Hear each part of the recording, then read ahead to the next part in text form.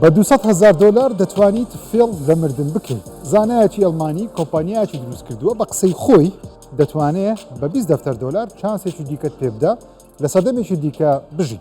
جا چۆن ئەو کارە دەکا با باسی بکەین منژیرم بەخێربن بۆ 24+. زانایەک لە ئەڵمانیا بە ناوی ئیمێل کیندۆ زۆریە هەڵساوە بە دروستکردنی کۆمپانیایەک بە ناوی تومۆڕۆ کۆمپانیای بەیانی. جا لە وێبسایتەکەی خۆیان بانگەشەی ژیانی دووەم بۆ خەڵک دەکات. کارەکە چۆنە؟ تۆ 200,000 دلار دەدەی دەتوانیت 10 بۆ 20 ساڵی دیکە بەخەبەر بیتەوە بە هەمان جەستە و بیرروپۆچوون واتە سکیپێکی 10 بۆ 20 ساڵی دەکەیت چۆن ڕکلامەکان لە یوتوب سکیپ دەکەی ژیانی خۆشت بەم شێوەیە ببیتە پێش. نمونە دەتەوێت لەم 10 ساڵی ئێستا نەژی بتەوێت لە 10 ساڵی دیکە بژی. ئەم کۆمپانیای هەڵدەستێت بە نەشتەرگەریی تایبەت ئەو خوێن لە ناو جستەی کەسەکە دەردێرن لە جیاتی ئەو مادەی بەستوو یان کرایۆنیک دەخەنە شوێن. دەستەی کەسەکە بە بەستووی دەهێڵنەوە دوای ماوەیەک دەتوانن زندوی بکەنەوە. بە نەشتەرگەریی دیکە هەمان کارت بۆ دەکەن. جا بێگومان هەندێک پرسیاری گەورە هەن و بەشێکی پرسیارەکانیشان وەڵام نەداوەتەوە. نمونە لە پرسیاریەوەی بۆچی ئاو خوێن دەردێنن لە جستەی ئەو کەسە. کۆمپانیاکە دەڵێ کاتێک جستەی ئەو کەسە دەبەستێ واتە دەیخەنە بارودۆخی ژێر 125 پلەی سیلیزی گەر ئاوی تێدابێ ئاوەکە دەیبەستێ هەرگیز ناتوانن خانەکان زندوو بکەنەوە چونکە دەبێتە هۆکاری تێکشکانی ئەو خانانە. ئەو تەکنەلۆژیای نوێیەی کەوا ئاوەکەی پێدەردێنن بە مادەیەک شوێنی دەگرێتەوە کە نایبەستێ و خانەکەش تێک نادا. کۆمپانیاکە دەڵێت هەر کەسێک نەخۆش بێ یا پێشەوەی پزیشکەکان پێی بڵێن لە ماوەیەکی نزیکدا گیان لەدەست دەدا دەتوانێت سەردانی ئەوان بکە. ئەو پرۆسەی بۆ دەکەن بۆ ئەوەی لە کاتێکی دیکە دووبارە چاو هەڵبێنێتەوە. بەڵام تاوەکو ئێستا بە فەرمی هیچ نەشتەرگەریەکیان ئەنجام نەداوە. بەڵام لە ئێستاوە نزیکەی 250 کەسێک خۆیان لە ئۆنلاین ناونووس کردووە و پارەشیان داوە بۆ ئەنجامدانی ئەو نەشتەرگەریە تاوەکو 10 بۆ 20 ساڵی دیکە بەخەبەر بێنەوە دووبارە دەست بە ژیان بکەنەوە. یەکەم ئۆتۆمبیلی وزەی خۆر کەوتە کار دەتوانێت ڕۆژانە 65 کیلۆمەتر مەودان وزە لە خۆر وەرگێت و بە چارجی تەواو دەتوانێت 650 کیلۆمەتر مەودا ببڕێت واتە بۆ هاوینە شەژمانگەکەی کوردستان دەرەجەیەکە. تەنانەت ئێستا بەم زستانە لە کوردستان بەقەت هاوینێکی تەواو لە ئەوروپا تیشتی خۆرمان هەیە واتە ڕێک بۆ کورد دروست کراوە. جا ئۆتۆمبیلە چیە؟ ئەم ئۆتۆمبیلە 5 ساڵ لەلایەن کۆمپانیای ئاپتێڕا کار لەسەر دەکرێت. لە هەفتەی ڕابردوو لە پێشەنگای CES نمایش کرا. کۆمپانیاکە دەڵێن ئۆتۆمبیلەکەیان ئامادەیە بۆ فرۆشتن و داواکاری پێشوەختە مانجی 6 یەکەم پری ئۆردەر وەردەگرن و دەتوانن خەڵکی یاسایی بەکاری بێن. جام ئۆتۆمبیلە لەسەر بۆنێت سەقف و سندوقەکەی سۆلەر پانێڵ دانراوە کە بە بەردەوامی وزەی خۆر وەردەگرێ و پاتریەکانی پێ چارج دەکاتەوە. هەرچەندە زۆر خێرانیە بەڵام دەتوانێت تاوەکو 4 کەس لە خۆی هەڵگرێ و بیگوازێتەوە بۆ شوێنی مەبەست. جگە لە وزەی خۆر ئۆتۆمبیلە کارەبایەکە دەتوانێت چارج بکرێتەوە لە ڕێگەی کارەباو بەڵام مەبەستەکە زیاتر وزەی خۆرە. کۆمپانیای ئاپتێرا دەڵێن لەو شوێنانەی تیشتی خۆر زۆرە سوودێکی گەورەی لێوەردەگیرێت. ئەمە هەیکەلێکە دەتوانێت مرۆڤەکان بەهێزتر بکە. نمونە حەز دەکەی بەسەر چیایە بکەوی بەڵام ئەو هێز و توانایەت نییە ئەو هەیکەلە دەپۆشی پشت سم و قاچەکان بەهێزتر دەکە و هاوکاری دەکە بەسەر ناخۆشتین و زەحمەتین ڕێگاکان بڕێت. ئەمە هایپەرشێل پرۆ ئێکسە ئەسکە پێکەرێکی ڕۆبۆتیە لەلایەن کۆمپانیای هایپەرشێل بە پێشەنگای CES نمایش کرا. ئەمە ئەمێرە دەتوانێت بە شێوەی هایدرۆلیک هێز و توانە بە پشت و قاچەکان بدە. نمونە کاتێک شاخەوانێک دەوێت بەسەر شوێنێکی زەحمەت و ئاستەنگ بکەوێ پەستان و زەختی ڕێگاکە نەکەوێتە سەر پشت و قاچەکانی ئەو ئامێرە هاوکاری دەکەن. وەم ئامێرە بڕیارە لە مانجی داهاتوو لە ئەمریکاش بڵاو بکرێتەوە. نرخیشان ئاشا کردەوە نرخی دەستپێکی 800 دلار و بڕیارە بە شێوەیەکی سنووردار ئەم ساڵ لە ئەمریکا بەردەست بێ و لە پلانیانە لەگەڵ کۆمپانیایەکی چینی ڕێککەوتن بکەن لە ماوەی ساڵی داهاتوو لە تەواوی جیهان ئەم ئامێرە بۆ هەمووان بەردەست بخەن.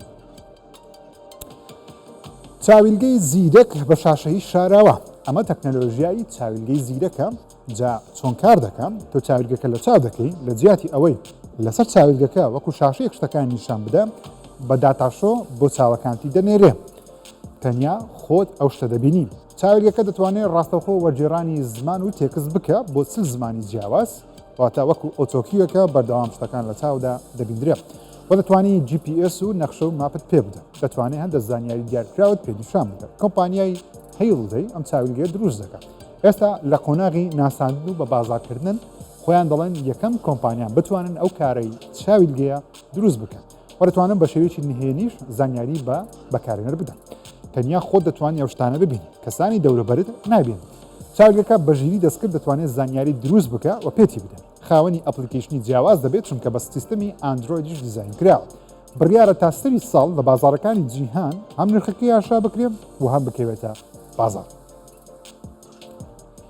شاشەی ئەم لاپتۆپە گەورە دەبێ و بچووک دەبێتەوە کۆمپانیای لێنۆڤۆ نوێترین داهێنانی شاشەی ئاشکرا کرد بە ناوی ڕۆڵەبل لاپتۆپ واتە شاشەیەکە دەچەمێتەوە ناو یەک و کاتێک دوگمەیەک دادەگری شاشەکە قەبارەی گەورەتر دەبێت لەگەڵ گەورەتر بوونیشی شاشەکە قەبارەیەکی زیاتر دەخاتە ڕوو بۆ نیشاندانی تێکست و وێنەی ڤیدیۆیی زیاتر لاپتۆپەکە شاشەی ئاسایی قەبارەکەی خۆی 12.7 ئینچە کاتێک دەکرێتەوە دەبێتە 15.3 ئینچ لە ئاسپێکتی 4/3 دەبێتە 8/9 لێنۆڤۆ دەڵێ ئەمە داهاتی کۆمپانیەکەیان دەبێت بژاردەی جیاواز بە قەبارەی گەورەتر نیشان بدەن و دەیانەوێت لە ڕووی دیزاینەوە لاپتۆپەکە بە شێوەیە دروست بکەن پارچەکان بە ئاسانی تێک نەشکێن کاتێک دەکرێتەوە دادەخرێت بەلایانی کەم بتوانێت بەرگەی 1000 جار کرانەوە داخران بگرێت لێنۆڤۆ دەڵێ سامسونگ شاشەکەیان بۆ دروست دەکات و ئێستا لە گفتوگۆدان بۆ ئەوەی ئەم پرۆژەیە بە بازار بکەن لە ماوەیەکی نزیکیشدا کڕینی پێشوەختی ئاشا دەکەن هەم نرخی لاپتۆپەکە ئاشا دەکەن و هەم ماسەفاتەکانیشی دەخەنەوە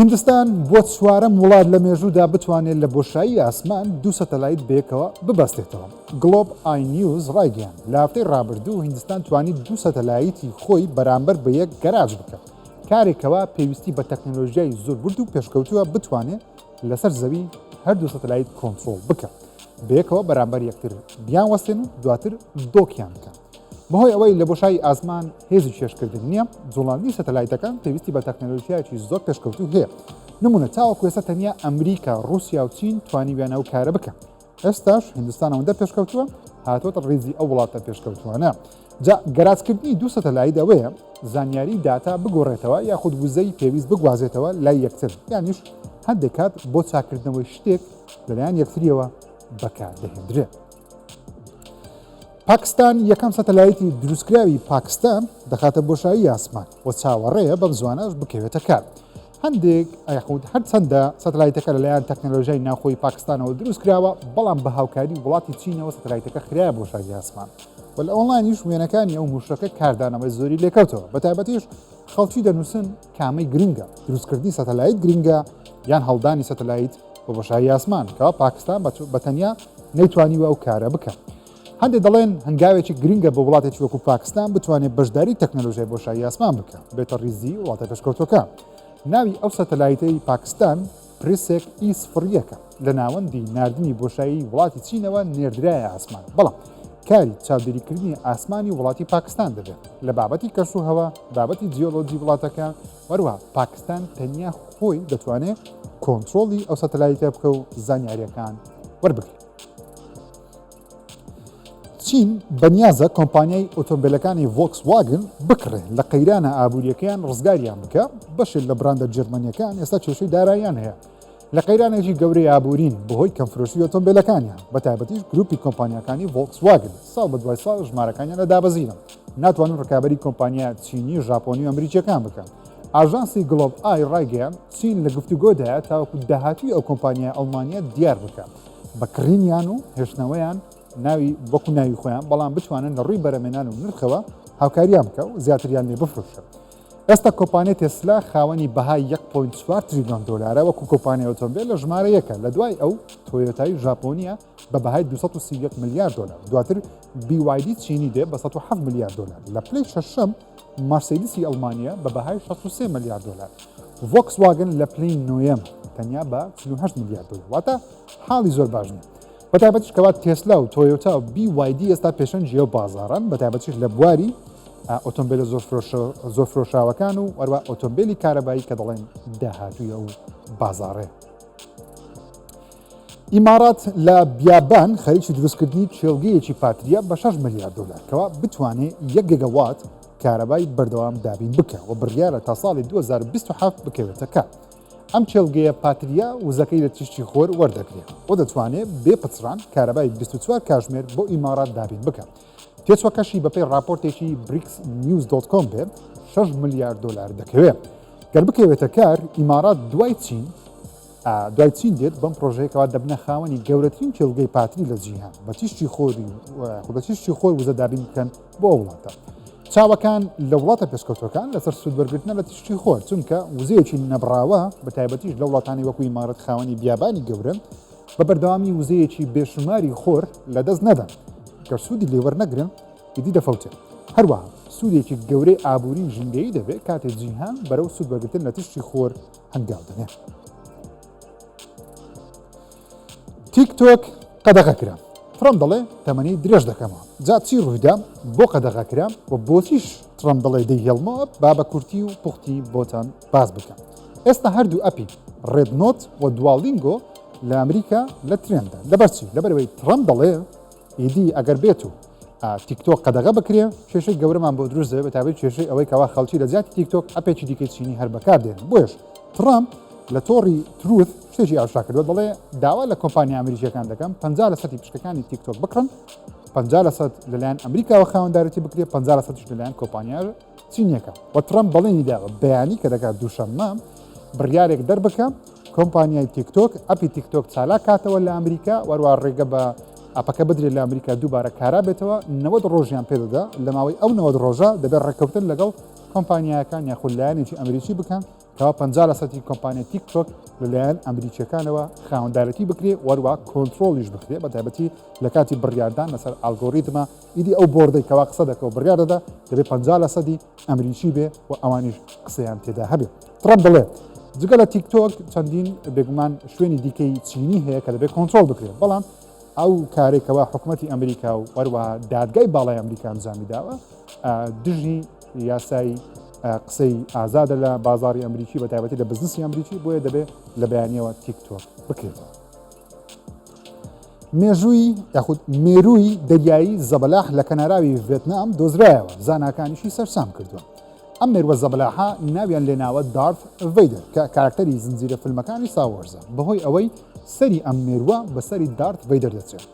ئەم مێرووە لە خانەوادەی زیندەوەری باتنۆمیسە کەوا یەکێکن لە بەناوباکترین مێرووەکانی ناودەریە بەڵام بەگشتی قەبارەیان زۆر بچووکە بەڵام ئەم زۆرە نوێی دۆزراوەتەوە قەبارەیان تاوەکو 32 سانتیم گەورەترە و چێشیان بۆ کیلۆگرامێکی بەرز بووتەوە بەڵام بەگشتی قەبارەیان 2 بۆ 3 سانتیم. لە ڤێتنام ئێستا ئەم زۆرە بوونەوەرەیە ناوبانجی دەرکردووە ڕاو دەکرێن دەفرۆشێن. سەرەتا نرخیان لە بەرزبوونەوەدا بوو بەهۆی دەگمەنیان لە 2017 دانەیەکیان ڕاوکرێت بە 2 ملیۆن دلار فرۆشرایە مۆزەخانەیەکی ئەمریکا لە کالیفۆرنیا بەڵام ئێستا نرخیان بۆ 80 دلار دابەزیوە بەهۆی ئەوەی سەدانیان لێ دۆزراوەتەوە و ڤێتنامیەکان دەڵێن تامیشی زۆر خۆشە و ئەم مێرووەش دەخورێت. لە ئەمریکا بەهێزترین درع یاخود گولەبەند لە بەرەمێنانە کە لە 100 تریلیۆن بۆند لە سانتیمێک دووجا دروست دەکرێن واتە بە چڕێکی یەکجار زۆر ئەم زری پۆشە دروست دەکرێت کەوا چەند زانایەک دەڵێن توانای هەیە بەرگەی گولەی قەنناسیش بگرێت. ئەم زانایی ئەم گولەبەندە دروست دەکەن لە ساڵی 2016 خەڵاتی نۆبڵیان لە بواری بۆندی میکانیکی پێدرا کە لە توانایاندایە لە بواری پیشەسازیش بەکاربن. داهێنانە نوێیەکەیان دەیانباتە ئاسێکی دیکە.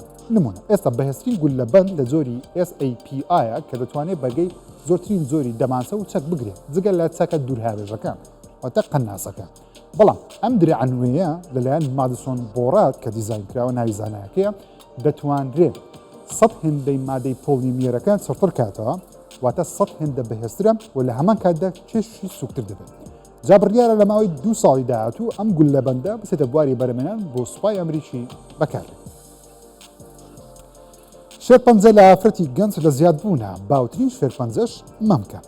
لە لێکۆڵینەوەیەکی نوێی زانستی لە ئەمریکا لە گۆڤاری زانستی ئەمریکن کانسەر سۆسایەتی بڵاو کراوەتەوە دەڵێن گەیشتونەتە دەرەنجامی 10 بەرامبەر بە 1 لە ڕووی تەمەنی توشبوون بە شێرپەنجەی مەمک واتە لە 10 کەس کەسێک ئەگەرێکی زۆری هەیە تووشی شێرپەنجەی مەمک بێ و زیاتر ئەو کەسانە توش دەبن تەمەنیان لەژێر 50 ساڵە و ئێستا توشبوون بەم شێرپەنجەیە نزیکە لە نێوان تەمەنی 25 بۆ 36 ساڵ. جا لە لێکۆڵینەوەکە هاتووە کەشوو هەوای پیس خۆراکی خێرا کەمی وەرزش زۆری جگەرە کێشان ڤەیپ و خواردنەوەی کحولی ئێستا هۆکاری سەرچین بۆ توشبوون بەم شێرپەنجەی مەمک. زاناکان هۆشداری دەدەنە ئافرەتان کەەوە هەڵ بدەن هەوای پاک لە پارکەکان هەڵمژن بە تایبەتی زیاتر هەڵمژن لە هەفتەی جارێکیش بێ ئۆکسزیینی پاک کاریگەریشی گەورە لەسەر کەمبوونەوەی ڕێژەی شێرپەنجە لە جەستەی مرۆڤ دەکات. بەرهێنەری بەناوبانجی ئەمریکی دەیڤد لینچ لە تەمەنی 78 ساڵیدا کۆچی دوایی کرد. دواکاریشی بۆ نێتفلیکس بوو، زنجیرەیەکی تەلەڤیزیۆنی بوو و زنجیرەیەکی سنووردار بوو کەوا نەیتوانی کۆتایی پێبهێنێ. خانەوادەی لینچ ڕایانکەیان دەیڤد لینچ لە دوای توشبوونی بە کۆڕۆنا بە نەخۆشی سیەکانی دەیناڵان و جگەرە چێشێکی بەناوبانجیشە یاخود بە جگەرە چێشان ناوبانج دەرکرد بوو کەوا دوا ساتەکانی ژیانیشی بەردەوام بۆ لە جگەرە چێشان. دەیڤد لینچ بە ستایلە هونەریەکەی لە فیلمەکانی وەکو بلو ڤالڤێت یاخود زنجیرەی توین پیکس ناوبانجی لە کۆمەلگای هونەری دەرکردووە. بە خۆشی لە فیلمە بایۆگرافیەکەی ستیڤن سپیلبەرگ وەکو دەرهێنەرێکی بەتوانە 2000 بەشدار. لینچ لە سۆشەڵ میدیا ئامۆژگاریەکانی بەناوبانگ بوو، بەتایبەتیش لە تۆڕی ئەکس هەفتانە ڤیدیۆی جیاوازی لەسەر کەش و هەوا تەندروستی خۆی و کارەکانی بە ڤیدیۆ بڵاو دەکردەوە و فۆڵۆوەرزێکی زۆری لە سۆشەڵ میدیاش هەبوو. براد پیت لەسەر لە خشتەبردننی ئافرەتە فەڕەنسیەکە بە وێنەکانی خۆی لەلایەن فیلمبازێکەوە دێتە وەڵام، دەڵێ بەڕاستی کارەساتە. پیاوێک خۆی دەکاتە براد پیت نزیکەی 85 دەفتەر دۆلار لە ئافرەتێک وەردەگرێت کە گوایە براد پیتەوە پێویستی بە هاوکاریە و لە نەخۆشخانەیە. هەڵساوە وێنەی براد پیتی فۆتۆشۆپ کردووە، بە فۆتۆشۆپ دروستی کردووە و بۆ ئافرەتەکەی نردووە. ئافرەتەکەش پێی وابووە هاوکاری ئەکتەری بەناوبانجی براد پیت دەکات، بۆیش 850,000 دلاری وەکو هاوکاری بۆ نردووە.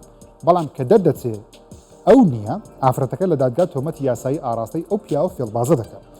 لە لەدوانێکی بۆ وێبسایتی دێدلاین تیمی براد پیت دەڵێن بەڕاستی کارەساتە کەوا خەڵکی سوود لە خۆشەویستی براد پیت لای هەوادارەکانی وەردەگرن، بە تایبەتیش بە فۆتۆشۆپ فێڵ لە خەڵکی بکەن. تیمەکەی براد پیت دەڵێن ئەو ئەکتەرە هیچ وجودێکی لە سۆشەڵ میدیاوە نی، هەر کەسێک بە ناوی ئەو هەژمار دروست بکە یاخۆ قسە لەگەڵ خەڵکی بکە لەو ئاکید بنکەوە براد پیت نییە. دیزایانی ئەپدێتی نوێی ئایفۆن دزەی پێکرا و بۆتان باز دەکەم کەەوە چی لێ دێ، بە تایبەتیش ئەپی فۆتۆس بەم شێوەیە دەبێت زۆر نزیک دەبێتەوە لە دیزایانی ڤیژن OS ئامێرە 3500 دلارەکەی ئەپل. هەندێک لە وێنەکان لە ئۆنلاین بڵاوکرانەوە، هەندێکی دەنووسن ئەمە دەبێتە گەورەترین گۆڕانکاری لە دیزایانی iOS کاتێک لە iOS 7 لەگەڵ آیفۆن 6ەوە گۆڕدراوە. ئەم دیزاینە نوێیە شێوەیەکی شوشەیی تری دەبێت. بەپێی دزەپێکەر جۆن پرۆسبێ لە یوتیوب دەڵێ ئەم دیزاینە نوێیە لە iOS 19 لە مانجی 6 نمایش دەکرێت و بڕیارە لەگەڵ بڵاوکردنەوەی لە آیفۆن 7 بڵاو بکرێتەوە.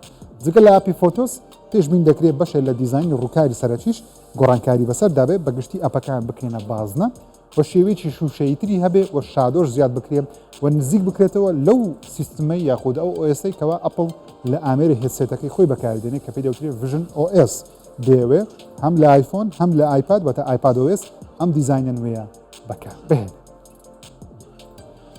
آیفۆن 17 ئەم ساڵ بڵاو دەکرێتەوە. جا نوێترین زانیاریەکان ئەوەیە وشەی ئێر بەکاربێت. ترێندێکەوە بەرهەمەکانی ئەپڵ لە ماوەی 2 ساڵی ڕابردوو هەنگاوی بۆ دەنێم تەنککردن و کەمکردنەوەی کێشەی بەرهەمەکانیەتی و دەنگۆیەکی گەورەشەیە لەلایەن ماکرومەرس بڵاوکرایەوە دیزایانی چاوی کامێراکان ببێتە شێوەیەکی ئاسۆیی لە یەک ئازدا دابدرێت.